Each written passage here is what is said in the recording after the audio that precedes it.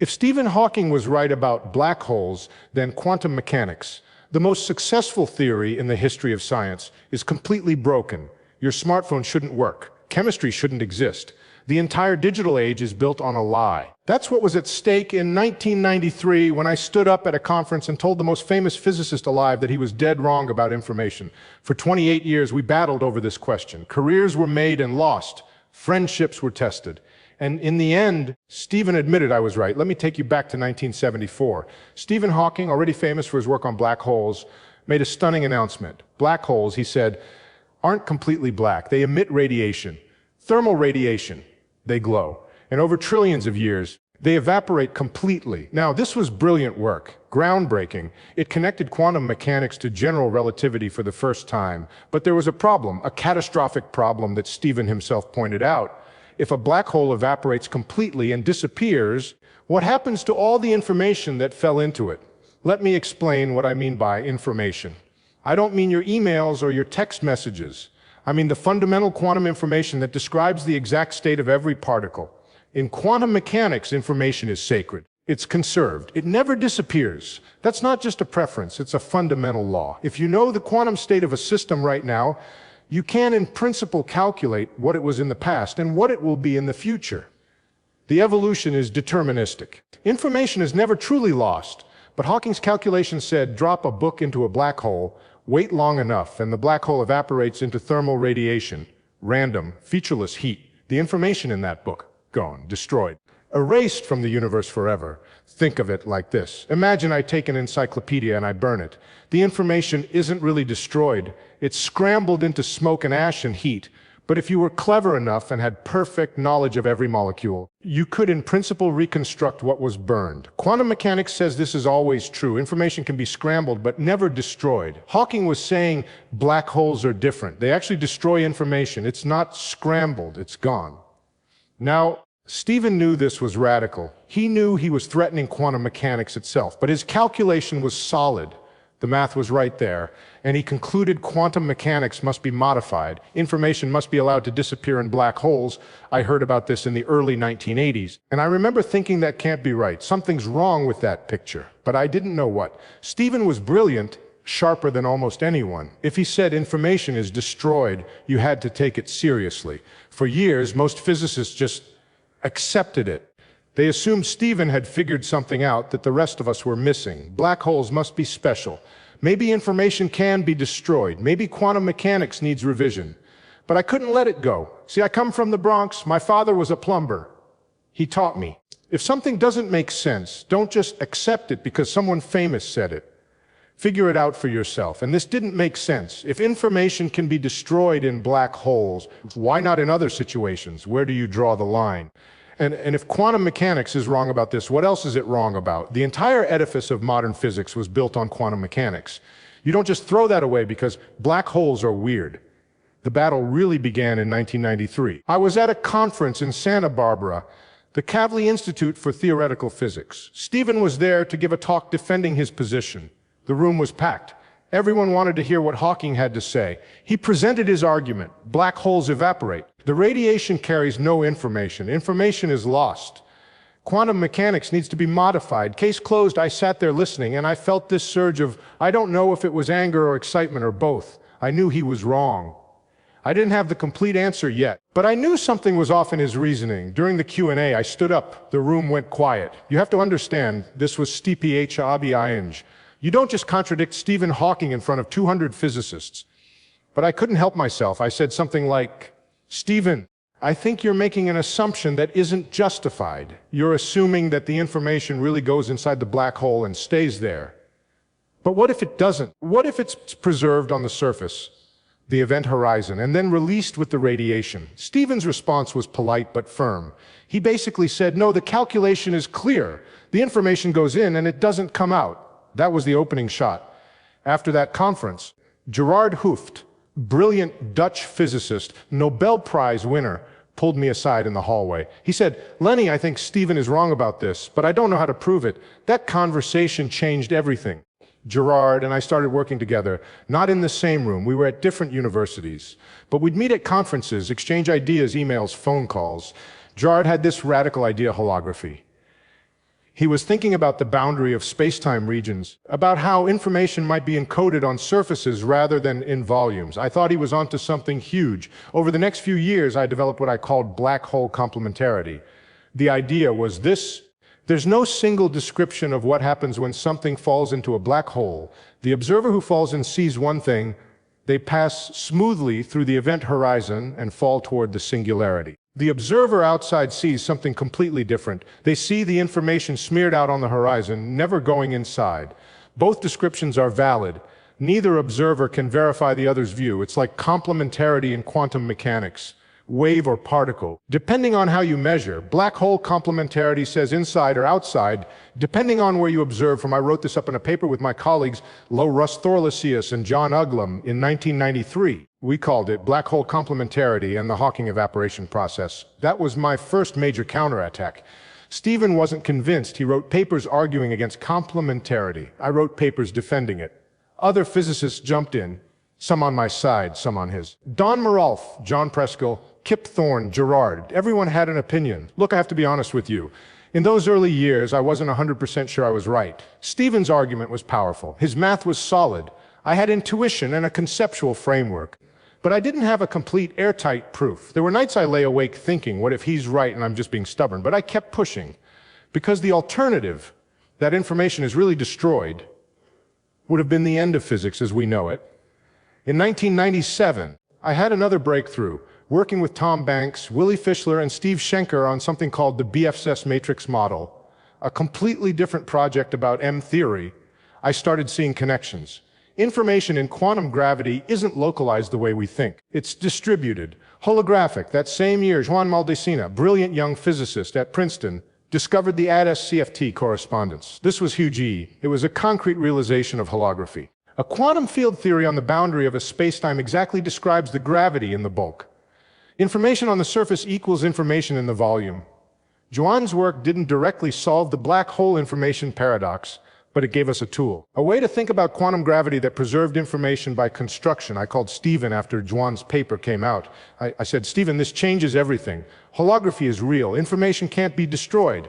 His response, maybe in ADS space, Lenny, but not in realistic black holes. The war continued. The breakthrough that really turned the tide came from thinking about something called black hole entropy. Jacob Bekenstein had figured out in the 1970s that black holes have entropy, a measure of disorder, of missing information. And Hawking had calculated exactly how much the entropy is proportional to the surface area of the event horizon, not the volume. That's weird. Think about it. If I have a box, the amount of stuff I can put inside is proportional to the volume, right? Not for black holes. The amount of information a black hole can hold is proportional to its surface area. It's like saying everything inside a room is actually painted on the walls. That's when it hit me. In 1994, I wrote a paper called The World as a Hologram. I was building on Gerard's ideas, taking them further. The claim was radical. The three-dimensional world we experience might actually be a projection from information stored on a two-dimensional surface. Like a hologram, a flat film that creates a 3D image. For black holes, this means the information that falls and doesn't really geo inside. It's encoded on the event horizon, the surface. And when the black hole evaporates via Hawking radiation, that information can escape. It's scrambled, incredibly hard to read, but it's not destroyed. Here's the analogy I love. Imagine you drop a book into a fire. The book burns, turns to smoke and ash and heat. If you're clever enough, if you know the exact quantum state of every molecule of smoke and ash, you could in principle reconstruct the book. It's scrambled, but the information is there. Black holes are the same. Drop a book into a black hole. The black hole eventually evaporates into Hawking radiation. The information is scrambled, probably more scrambled than anything else in nature. But it's there. You just need to be smart enough to decode it. Now, Stephen had an objection to this. He said Hawking radiation is thermal. It's random. There's no way the information is hidden in there. It's like saying you can reconstruct a book from the random heat emitted by a fire. Impossible. And I said, no, it locates thermal if you only measure part of it. But if you collect ALL, the radiation, over the entire lifetime of the black hole, and you do an incredibly complex quantum computation, the information is recoverable. Patrick Hayden and John Preskill later proved this mathematically. You need to wait until the black hole is half evaporated, then do an exponentially hard computation. But it's possible in principle. Here's what I think half the community still gets wrong about this. They want a simple, local explanation of how information escapes. They want to point to a specific Hawking photon and say, there's the information from that book. But that's not how quantum mechanics works. The information is encoded non-locally. It's in subtle correlations between AL, the radiation. It's holographic. You can't see it if you're looking at pieces. You have to see the whole picture. The holographic principle became my weapon. Every paper I wrote after 1994 was building on that foundation. Information lives on surfaces. Space is emergent. What looks three-dimensional is actually a projection from something lower dimensional. And slowly, very slowly, the tide started to turn. The endgame came in 2004. 28 years after Hawking first proposed information loss, I was 64 years old. Stephen was 62. There was a major general relativity conference in Dublin, GR17. Stephen was scheduled to give a talk. And word started spreading before the conference, he's going to announce something big. I flew to Dublin not knowing what to expect. Part of me thought, is he going to double down? Present an even stronger argument for information loss. Stephen's talk was scheduled for the final day. The room was absolutely packed, standing room only. Everyone in the gravity community was there. Stephen wheeled to the front of the room. His computer-generated voice filled the space. And then he said it, I have been thinking about the black hole information paradox for over 30 years, and I have changed my mind. Information is not lost. The room erupted. People were talking over each other. I sat there stunned. Gerard was next to me, grinning. Someone behind me slapped my shoulder. Stephen explained that he'd been working through the details of holography using Juan Maldacina's ADS-CFT correspondence, and he now believed information is preserved after all. Encoded on the horizon, released with the radiation, exactly as Gerard and I had been arguing. He didn't use the word wrong. He didn't say Susskind was right. That's not how scientific talks work, but everyone in that room knew what had just happened. After the talk, I went up to Stephen. We shook hands. Well, I shook his hand. He couldn't move as easily. I said something like, Stephen, I'm glad we finally agree on this. He smiled, that mischievous smile he had, and his computer said, it was a good argument, Lenny. That was it. 28 years. Over. Now, here's the thing. This wasn't a defeat for Stephen. It was physics working the way it's supposed to work. You propose an idea, you test it, you argue about it, and eventually the truth emerges. Stephen was brave enough to follow the evidence wherever it led, even if it meant admitting he'd been wrong for 3 decades. A lot of scientists can't do that. Their egos get in the way. Stephen's ego was legendary. He was famously stubborn. But ultimately, he cared more about the truth than about being right. That's what made him great. And honestly, the war made both of us better physicists. I wouldn't have developed black hole complementarity without Stephen's challenge. I wouldn't have been forced to think so deeply about holography. The fight sharpened my thinking. Stephen passed away in 2018. I think about him often. We were opponents for 28 years, but I considered him a friend. Physics is better because he was willing to be wrong. So what did we learn from this 28-year war? What came out of it besides settling one argument? First, the holographic principle. This wasn't just about black holes. It's about the fundamental nature of reality. The idea that information is stored on surfaces, that three-dimensional space might be emergent from lower-dimensional physics. This has become one of the central ideas in theoretical physics. Juan Maldacina's ADS-CFT correspondence is built on it. String theory relies on it. Quantum gravity research for the past 25 years has been shaped by holography. Second, black hole thermodynamics. We now know that black holes behave like thermodynamic systems.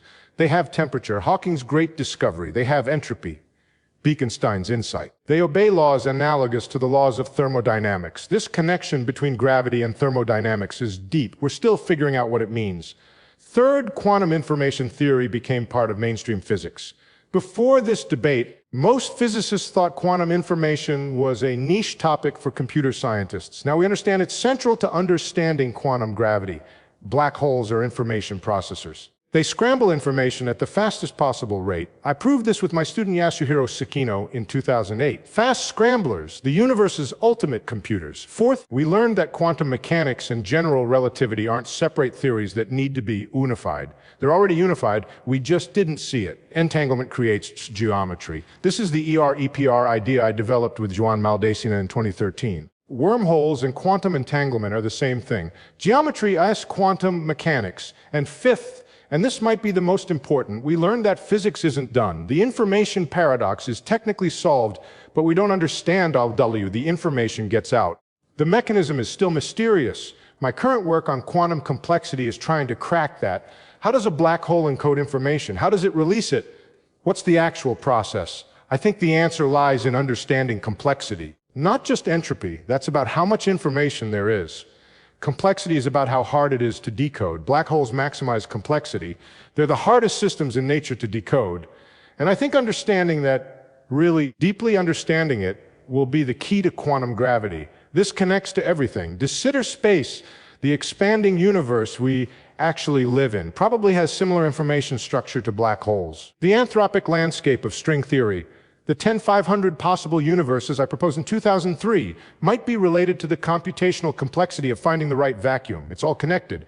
After 50 years of doing physics, I'm more excited now than I was at 30, because we're finally asking the right questions. You know what the best part about physics is? It doesn't care about egos. It doesn't care how famous you are or how many prizes you've won. The universe has laws, and they don't bend for anyone. Not even Stephen Hawking. I'm 86 years old now. I've been doing physics for over 50 years. I've seen theories rise and fall. I've seen brilliant ideas turn out to be wrong. I've been wrong more times than I can count. But here's what I've learned: being wrong is part of the process. Stephen was wrong about black hole information for 28 years. That doesn't diminish his legacy one bit. In fact, his willingness to change his mind in 2004, to admit he'd been wrong, that might be his greatest achievement. The information paradox taught us that the universe is stranger than we imagined. Three-dimensional space might be a hologram. Time might emerge from quantum entanglement. Black holes might be the fastest computers in nature. And we're just getting started. There are still problems I want to solve before I'm done. De Sitter holography. Understanding the quantum structure of our expanding universe. That's my current obsession. I don't know if I'll crack it, but I'm going to try.